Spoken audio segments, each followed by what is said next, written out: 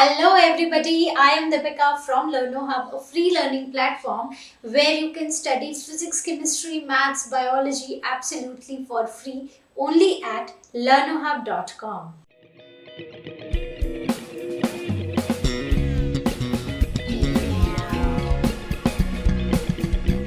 तो बच्चों आज हम स्टार्ट करने वाले हैं क्लास 11 बायोलॉजी का नेक्स्ट चैप्टर जो कि है फोटोसिंथेसिस इन हायर प्लांट्स। तो इसमें है टोटल 9 क्वेश्चंस और आज हम सभी के सभी क्वेश्चंस को डिस्कस करेंगे इस वीडियो में।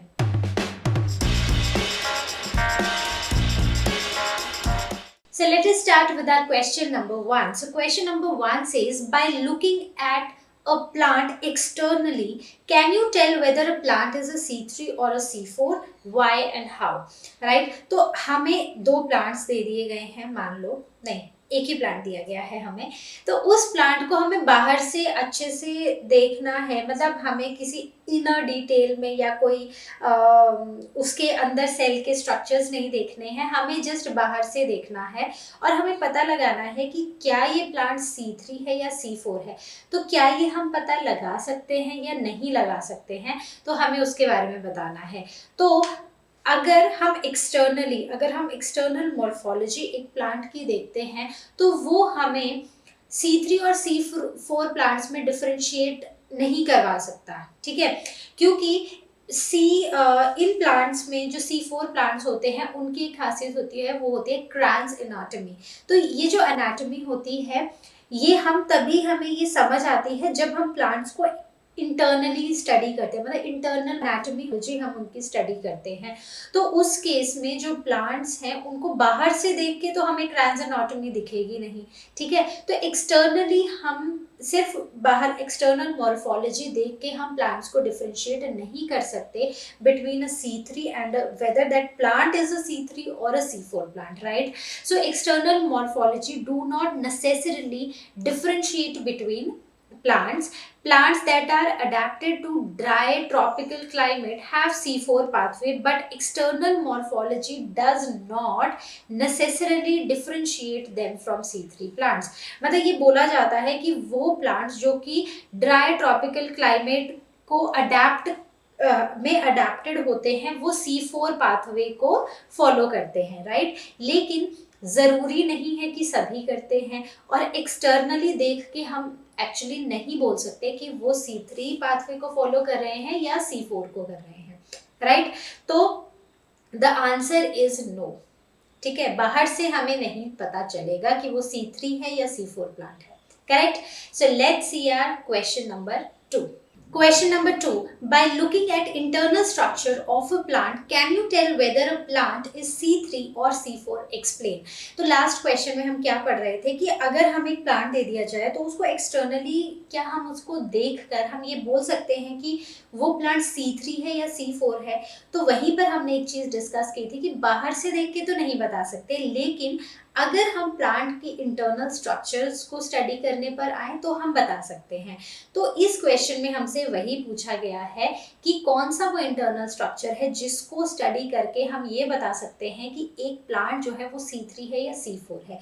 तो C3 और C4 प्लांट्स में एक डिफरेंस होता है, वो होता है जो मेजर डिफरेंस होता है वो आता है क्रैंस एनाटॉमी में, जो कि C4 प्लांट्स की लीव्स में देखने को मिलती है।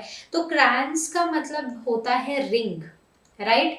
तो एक जो बंडल शीथ सेल्स होते हैं लीव्स में, ठीक है, so these are the bundle sheath cells around the vascular bundles, ठीक है। इनमें large chloroplast in bundle sheath cells में हमें बड़े बड़े क्लोरोप्लास्ट भी देखने को मिलते हैं और ये जो बंडल शीथ सेल्स होते हैं they are surrounded by these mesophyll cells जिसमें कि छोटे छोटे क्लोरोप्लास्ट होते हैं, ठीक है। सो बेसिकली क्लोरोप्लास्ट को अगर आप अभी के लिए छोड़ दो तो ये जो बंडल शीथ सेल्स होते हैं इनके अराउंड रिंग के फॉर्म में प्रेजेंट होते हैं mesophyll cells and which since it is in the ring form तो इसे बोला जाता है क्रैंस एनाटॉमी। अब और डिफरेंसेस की बंडल शीट सेल्स में यहाँ पर क्लोरोप्लास्ट होते हैं बड़े बड़े, वहीं पर मेसोफिल सेल्स में छोटे क्लोरोप्लास्ट होते हैं, इनमें इंटरसेलुलर स्पेसेस एब्सेंट होते हैं। और जो C4 प्लांट्स के मेसोफिल सेल्स होते हैं वो डिफरेंशिएट नहीं हुए होते हैं। Differentiate into what? Differentiate into spongy parenchyma and palisade parenchyma, वो डिफरेंशिएटेड नहीं होते हैं। वहीं पर अगर अब हम आते हैं C3 प्लांट्स में, सो C3 प्लांट्स में क्या होता है कि बंडल शीथ सेल्स होते हैं और बंडल शीथ सेल्स में क्लोरोप्लास्ट नहीं होता है, और जो मेसोफिल सेल्स होते हैं they are differentiated into spongy and palisade parenchyma, right. तो I hope this is clear. कौन सा इंटरनल स्ट्रक्चर हम देखेंगे? हम देखेंगे लीव्स, और जो अगर वो पर्टिकुलर प्लांट C4 प्लांट है तो उनकी लीव्स में हमें ये क्रैंस एनाटॉमी देखने को मिलेगी, राइट। तो I hope this question is clear. Let's move on to our next question. Question number 3. Even though a very few cells in C4 plant carry out the biosynthetic Calvin pathway, yet they have high productivity. Can you discuss why? जो C4 plants होते हैं ना, उनमें बहुत ही कम sales ऐसे होते हैं जो केल्विन पाथवे कैरी आउट करते हैं। इवन कि वो बहुत कम सेल्स हैं तो भी इनकी प्रोडक्टिविटी बहुत ज़्यादा रहती है। तो ऐसा क्यों है? तो इसके कुछ रीजंस हैं। सबसे पहला रीज़न है कि इन प्लांट्स में के पास कुछ मैकेनिज्म्स होते हैं जिनकी वजह से ये अपने एंजाइम साइट के पास कार्बन डाइऑक्साइड की कॉन्सेंट्रेशन को इंक्रीज कर देते हैं। दूसरी चीज, इनके पास में जो कार्बन एसिमिलेशन होती है ना, वो बहुत ही जल्दी होती है, right. Then coming on to the third point, तो जो C4 प्लांट्स हैं उनके पास वो फोटोसिंथेसिस तब भी परफॉर्म करते हैं जब उनका स्टोमेटा बंद होता है, जो कि शायद C3 प्लांट्स नहीं कर पाते हैं, राइट। उसके बाद fourth and last point is इनका rate of net photosynthesis at full sunlight is very high, ठीक है। ये बहुत ही हाई रेट पे फोटोसिंथेसिस कैरी आउट करते हैं जब इनको प्रॉपर सनलाइट मिलती है, जब इनको फुल सनलाइट मिलती है। So these are the 4 reasons क्यों C4 प्लांट्स की प्रोडक्टिविटी बहुत ज़्यादा है, इवन दो बहुत कम सेल्स हैं जो केल्विन पाथवे को फॉलो करते हैं, correct. Question number 4. Rubisco is an enzyme that acts as a carboxylase and oxygenase. Why do you think Rubisco carries out more carboxylation in C4 plants? तो हमें पता है कि Rubisco एक एंजाइम है जिसकी कार्बोक्साइलेज एक्टिविटी भी होती है और ऑक्सीजनेज एक्टिविटी भी होती है। तो हमें ऐसा क्यों लगता है कि जो Rubisco एंजाइम है वो ज़्यादा कार्बोक्साइलेज एक्टिविटी परफॉर्म करता है इन C4 प्लांट्स? तो अगर हम रुबिस्को की बात करते हैं तो रुबिस्का जो है वो सबसे ज़्यादा अबंडेंट एंजाइम है throughout the world, right. सबसे it is the most abundant enzyme in the world. और यहाँ पर इस एंजाइम के पास 2 एक्टिव साइट्स होती हैं, एक वो जो ऑक्सीजन को बाइंड करती है और एक वो जो कार्बन डाइऑक्साइड को बाइंड करती है। अब ये जो बाइंडिंग है ना, ये कॉम्पिटिटिव बाइंडिंग होती है, मतलब अगर ऑक्सीजन की कॉन्सेंट्रेशन ज़्यादा होगी तो ऑक्सीजन बाइंड करेगा, अगर कार्बन डाइऑक्साइड की कॉन्सेंट्रेशन ज़्यादा होगी तो कार्बन डाइऑक्साइड बाइंड करेगा, right. So this is competitive binding, लेकिन इसकी जो ज़्यादा अफिनिटी होती है वो कार्बन डाइऑक्साइड की तरफ होती है, ठीक है। तो अब C4 प्लांट्स में क्या होता है कि फोटो रेस्पिरेशन नहीं होती है। फोटो रेस्पिरेशन क्या होती है? It is a process reverse of photosynthesis. मतलब ये फोटो रेस्पिरेशन एक ऐसा प्रोसेस होता है जिसमें प्लांट्स ऑक्सीजन लेते हैं और कार्बन डाइऑक्साइड को रिलीज करते हैं। तो ये वाला जो प्रोसेस है ना, ये C4 प्लांट्स में नहीं होता है। तो जिसकी वजह से जो कार्बन डाइऑक्साइड की कॉन्सेंट्रेशन है ना एंजाइम साइड पे वो ज़्यादा ही रहती है, वो बढ़ी हुई ही रहती है। वो क्यों होती है? क्योंकि वहां पर स्प्लिटिंग होती है C4 एसिड की मीजोफिल सेल्स में। तो जब C4 एसिड स्प्लिट होता है मीजोफिल सेल्स में तो वो रिलीज करता है कार्बन डाइऑक्साइड, और जिसकी वजह से कार्बन डाइऑक्साइड की कॉन्सेंट्रेशन इंक्रीज होती है, और उसी की वजह से जो रिबिस्को एंजाइम है उसकी कार्बोक्सिलेज एक्टिविटी बढ़ती है और ऑक्सीजनेज एक्टिविटी कम देखने को मिलती है। Now, talking about question number 5, suppose there are plants that had a high concentration of chlorophyll B but lacked chlorophyll A. Would it carry out photosynthesis? Then why do plants have chlorophyll B and other accessory pigments? तो question में ये बोला गया है कि एक कोई ऐसा प्लांट है जिसमें क्लोरोफिल बी की कॉन्सेंट्रेशन बहुत ज़्यादा है और क्लोरोफिल ए है ही नहीं, तो क्या ऐसे प्लांट्स में फोटोसिंथेसिस होगी या नहीं। और दूसरी चीज़ कि जो ये क्लोरोफिल बी है और कुछ और हम एक्सेसरी पिगमेंट्स हम प्लांट्स में पढ़ते हैं उनका क्या काम है प्लांट्स में। तो सबसे पहली बात, जो क्लोरोफिल ए है it is very very important, क्योंकि ये रिएक्शन सेंटर है किसके लिए, PS1 और PS2 के लिए, ठीक है, फोटो सिस्टम 1 और फोटो सिस्टम 2 के लिए। So chlorophyll A is the reaction centre responsible for conversion of solar energy into chemical energy.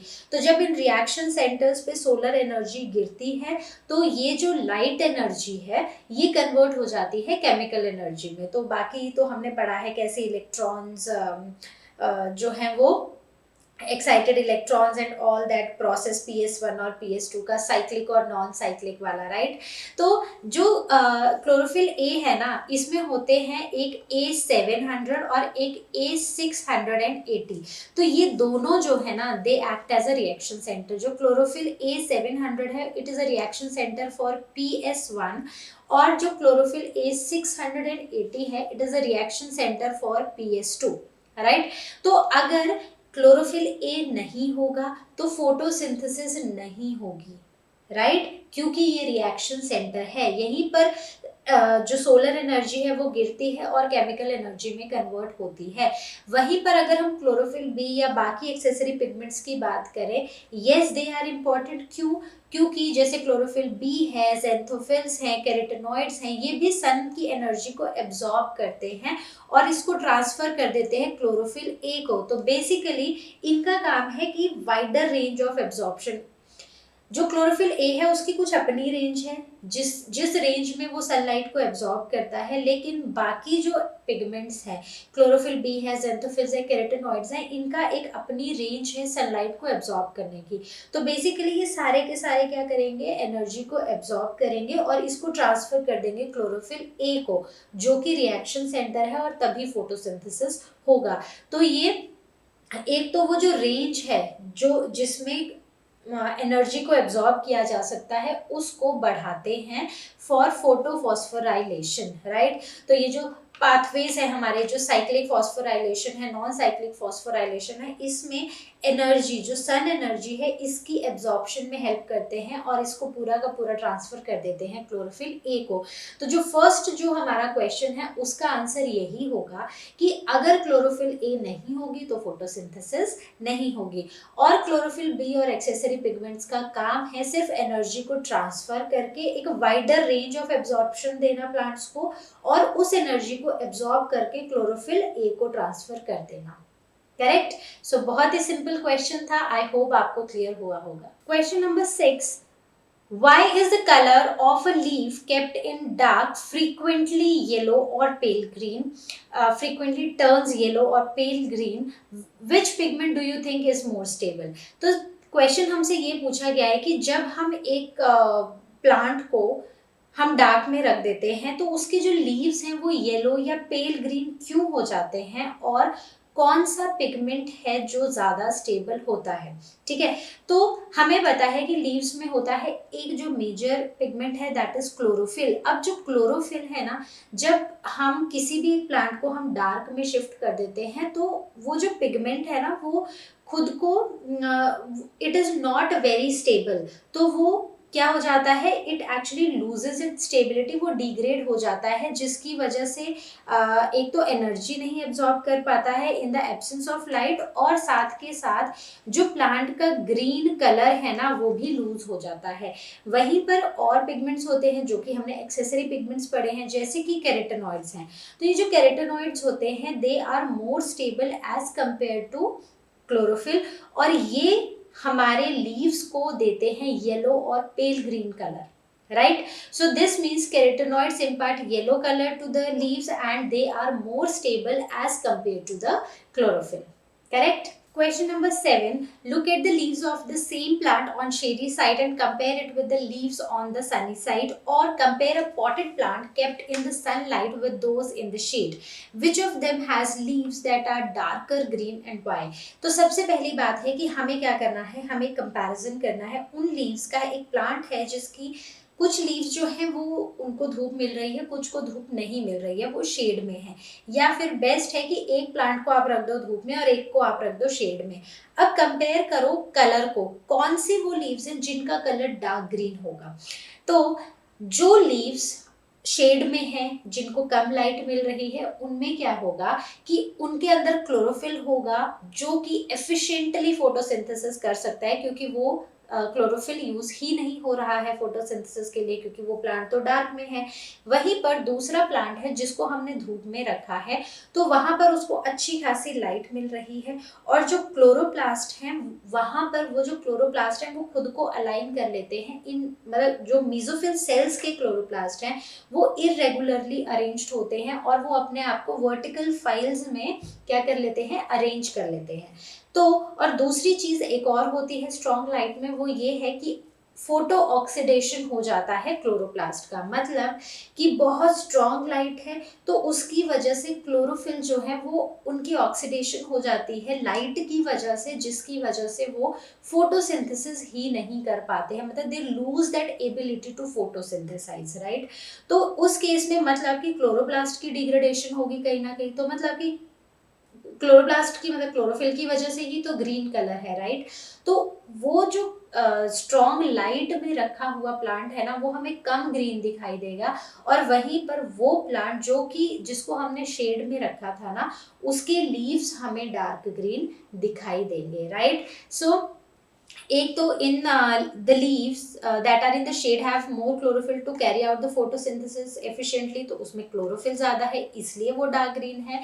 और जो स्ट्रॉन्ग लाइट में है उसकी जो ओरिएंटेशन है क्लोरोप्लास्ट की in mesophyll cells, it is irregular and it is present in the vertical files along the walls.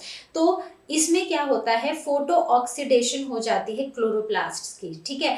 तो जो लीव्स हैं which are in the shade they are dark green due to high concentration of chlorophyll, इनकी जो concentration है chlorophyll की वो ज़्यादा होती है क्योंकि उनमें ऑक्सीडेशन नहीं हो रही है। जो फोटो ऑक्सीडेशन है लाइट की वजह से ऑक्सीडेशन है, जिसकी वजह से फोटोसिंथेसिस ही नहीं हो पा रही है क्योंकि क्लोरोप्लास्ट ही डिग्रेड हो जा रहा है, right. So because of the higher concentration of chlorophyll in the shaded plant, in the plant which is kept in the shade, they appear to be dark green, ठीक है। मतलब they appear to be, they the leaves are dark green, correct? Question number 8. Figure 13.10 shows the effect of light on the rate of photosynthesis based on the graph. Answer the following questions. तो हमें एक graph दिया गया है जिसमें यहाँ पर ऊपर की तरफ को हमें रेट ऑफ फोटोसिंथेसिस बताया गया है और इस तरफ को हमें लाइट इंटेंसिटी बताई गई है। तो हमें इसमें A B C D marked हैं, तो हमें कुछ क्वेश्चंस के आंसर्स देने हैं। So graph showing the effect of light intensity on the rate of photosynthesis, तो कैसे लाइट जो है वो फोटोसिंथेसिस के रेट को अफेक्ट कर रहा है। तो सबसे पहला क्वेश्चन है, एट विच पॉइंट और पॉइंट्स ए बी और C in the curve is light a limiting factor. तो मतलब एक ऐसा फैक्टर जिसकी वजह से जो आउटपुट है ना हमारी वो कहीं ना कहीं बदल रही है या अफेक्ट हो रही है, राइट। तो ए बी और सी में से, सो दिस इज ए, ठीक है, this is B and this is C. तो यहाँ पर आपको क्या लगता है कि किस में लाइट एक लिमिटिंग फैक्टर रहा होगा? तो अगर आप देखें तो इस तरफ को लाइट की इंटेंसिटी बढ़ रही है और यहाँ पर rate of photosynthesis.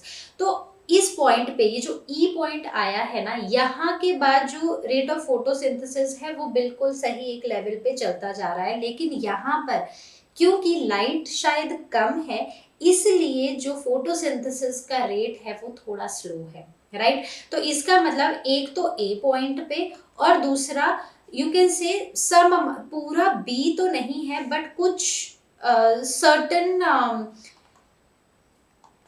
Part of B जहां पर लाइट एक लिमिटिंग फैक्टर है, ठीक है। बी पार्ट है what could be the limiting factors और फैक्टर इन रीजन ए। तो रीजन ए में सबसे पहली बात है कौन है लिमिटिंग फैक्टर, जो अभी हमने डिस्कस किया, दैट इज लाइट। तो लाइट तो एक लिमिटिंग फैक्टर है ही। बाकी फोटोसिंथेसिस के लिए लिमिटिंग फैक्टर्स क्या होते हैं?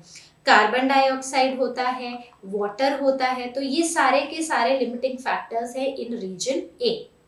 Now C part, What do C and D represent in the curve? तो इसमें ये जो रीजन है C और D ये क्या रिप्रेजेंट कर रहे हैं? तो बहुत ही सिंपल सी चीज है, C वो रीजन है जहां पर लाइट एक लिमिटिंग फैक्टर नहीं है और वहां पर जो फोटोसिंथेसिस है वो एक सुपर रेट पे चलती जा रही है। और डी क्या रिप्रेजेंट कर रहा है? डी रिप्रेजेंट कर रहा है वो पॉइंट जिसके बाद लाइट एक लिमिटिंग फैक्टर नहीं है, राइट? तो बेसिकली सब कुछ फोटोसिंथेसिस और लाइट से ही रिलेटेड है इस क्वेश्चन में। सो आई होप ये क्वेश्चन आपको क्लियर हुआ होगा। Question number 9, give comparison between the following. C4 और C3 एंड C4 पाथवेज में हमें कंपैरिजन बताना है। तो जो C3 पाथवे होता है उसका जो वैसे तो अगर हम इनके डिफरेंसेस देखें ना तो बहुत सारे हैं, मैंने सिर्फ 4 लिखे हैं। इसके सिवा जो भी आपको और समझ आते हैं या आपको लगता है कि ये भी एक अच्छा डिफरेंस बन सकता है वो आप जरूर लिखें। तो we'll start with the first one, that is carbon dioxide acceptor. ये एक मेजर डिफरेंस देखा गया है C3 और C4 प्लांट्स में। तो C3 प्लांट्स में it is ribulose bisphosphate RUBP, वहीं पर C4 प्लांट्स में it is PEP phosphoenolpyruvate, right?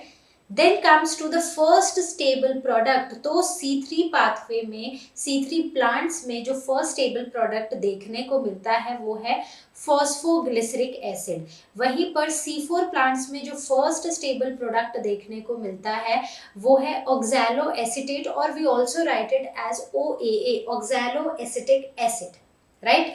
उसके बाद अगर हम C3 प्लांट्स की बात करें तो जो ये C3 साइकिल होती है ना, ये हमें मीजोफिल सेल्स में देखने को मिलती है लीव्स के। वहीं पर C4 के केस में ये मीजोफिल सेल्स में भी होता है और बंडल शीट सेल्स में भी देखने को मिलता है। तो क्रैंस एनाटॉमी देखने को मिलती है, right? Then comes the C3 plants. तो C3 प्लांट्स में जो रेट है of carbon dioxide accumulation, it is slower as compared to the C4 plants. C4 plants में ये faster है और हमने एक क्वेश्चन में इसका रीजन भी पढ़ा था, राइट? तो आई होप ये डिफरेंस आपको क्लियर हुआ होगा। अब हम देखते हैं next difference, B part, cyclic and non cyclic photophosphorylation. Non cyclic photophosphorylation जो आपको बहुत सारे डिफरेंसेस देखने को मिलेंगे, लेकिन हम कुछ ही यहाँ पर डिस्कस करेंगे। बाकी जो आपको लगता है कि आप और ऐड कर सकते हो, and also remember according two marks, ठीक है? मार्क्स के अकॉर्डिंग ही हम डिफरेंसेस लिखते हैं, तो वो आप ऐड कर लें। सबसे पहले आता है साइक्लिक फोटोफॉस्फोराइलेशन। वो फॉस्फोराइलेशन है जिसमें एक साइकिल बनती है, ठीक है? So it occurs in PS1। तो हमने देखा है कि रिएक्शन सेंटर से स्टार्ट होके जो साइकिल है वो वापस रिएक्शन सेंटर पर ही वापस आ जाती है, तो एक साइकिल बनती है, राइट? वहीं पर अगर हम नॉन साइक्लिक फॉस्फोराइलेशन की बात करें तो इसमें PS1 और PS2 दोनों होते हैं और ये ऐसे एक Z स्कीम हमें देखने को मिलती है। बेसिकली रिएक्शन सेंटर से स्टार्ट होके वापस से रिएक्शन सेंटर में नहीं हम पहुंचते हैं, right? So it is a non cyclic phosphorylation, ये साइकिल नहीं है। अब अगर हम साइक्लिक फॉस्फोराइलेशन की बात करें तो इसमें सिर्फ PS1 है और PS1 का रिएक्शन सेंटर क्या है? The reaction centre is P700। वहीं पर नॉन साइक्लिक फॉस्फोराइलेशन में PS2 से स्टार्ट होती है और इसका जो रिएक्शन सेंटर है दैट इज P680, राइट। अब नॉन साइक्लिक फॉस्फोराइलेशन में एटीपी ही प्रोड्यूस होती है, इसमें ऑक्सीजन का इवोल्यूशन नहीं होता है। लेकिन अगर आप नॉन फॉस्फोराइलेशन को पूरा ऑब्जर्व करें तो उसमें एटीपी भी बन रही है, उसमें NADPH भी बन रहा है और उसमें ऑक्सीजन भी रिलीज हो रही है as a by product, correct. Then electron transport occurs in a cyclic manner, क्योंकि ये साइक्लिक फॉस्फोराइलेशन है, ये साइकिल की फॉर्म में है, तो जो इलेक्ट्रॉन का ट्रांसपोर्ट है ना वो बस साइक्लिक मैनर में ही होगा। वहीं पर अगर हम नॉन साइक्लिक फॉस्फोराइलेशन की बात करें तो जो इलेक्ट्रॉन का ट्रांसफर है वो नॉन साइक्लिक फॉर्म में हमें देखने को मिलेगा, right. So next comes comparison between anatomy of leaf in C3 and C4 plants. तो बहुत ही सिंपल है, हमने फर्स्ट क्वेश्चन में, सेकंड क्वेश्चन में हमने थोड़ा थोड़ा डिस्कस किया था। तो जो मेन डिफरेंस आता है वो आता है क्रैंस एनाटॉमी में। तो C3 प्लांट्स की लीव्स में क्रैंस एनाटॉमी देखने को नहीं मिलती है, वहीं पर C4 प्लांट्स में क्रैंस एनाटॉमी होती है, राइट। C3 प्लांट्स में रिबिस्को जो होता है it is found in mesophyll sales, जो एंजाइम होता है वो मीजोफिल सेल्स में होता है, और C4 प्लांट्स में यही हमें देखने को मिलता है बंडल शीथ सेल्स में, correct. Then comes the next point, that is mesophyll cells have intercellular spaces। तो mesophyll cells में C3 प्लांट्स में हमें intercellular spaces देखने को मिलते हैं, लेकिन वहीं पर याद करो वो क्रैंस एनाटॉमी का स्ट्रक्चर जहां पर हमने पढ़ा था कि अंदर क्या है, अंदर बंडल शीथ सेल्स है और उसके बाहर रिंग में है मीजोफिल सेल्स, और इन मीजोफिल सेल्स में इंटरसेलुलर स्पेसेस नहीं है, right. So mesophyll cells do not have intercellular spaces. Then comes the chloroplast. तो इसमें एक ही तरह का क्लोरोप्लास्ट होता है, लेकिन C4 में जो क्लोरोप्लास्ट होता है वो डायमॉर्फिक होता है। तो हमने पढ़ा था कि बंडल शीथ सेल्स में भी क्लोरोप्लास्ट होगा जो कि बड़े साइज का होगा, और जो रिंग फॉर्म में मीजोफिल सेल्स हैं उनमें भी क्लोरोप्लास्ट होगा, वो छोटे साइज का होगा, राइट। तो यही थे हमारे मेन डिफरेंसेस जो कि हमने डिटेल में चैप्टर में भी पढ़े थे, इवन क्वेश्चंस में भी पीछे कोई ना कोई लिंक रहा है हमारे क्वेश्चंस का। तो आई होप ये आपको क्लियर हुए होंगे। तो आई होप जितने भी क्वेश्चंस हमने इस चैप्टर के डिस्कस किए हैं वो एकदम आपको हुए होंगे क्रिस्टल क्लियर। तो अब हम मिलेंगे अपनी नेक्स्ट वीडियो में नेक्स्ट सॉल्यूशंस के साथ, और तब तक जैसा कि आप जानते हैं लर्न हब फ्री है पर बेस्ट है।